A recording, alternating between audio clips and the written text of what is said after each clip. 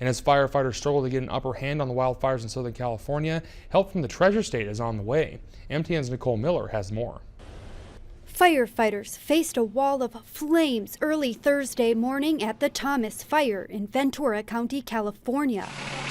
It's the largest of 4 wildfires that have burnt at least 200 homes, leaving thousands displaced.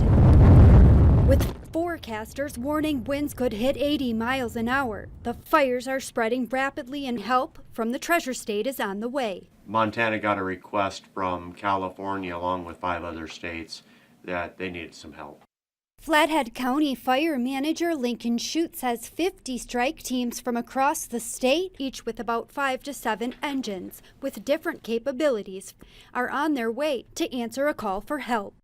In the fire world, we all started calling around and seeing who had the capability of sending some resources out to California to give them a hand. This last summer we had some California resources up here, incident management teams and the like, so hotshot crews. So in the wildland world, different areas burn at different times of the year. We don't have a huge wildland fire danger right now. With upwards of 200,000 people evacuated from their homes and more orders being issued, Schutz says the strike team should arrive by Thursday evening and get straight to work.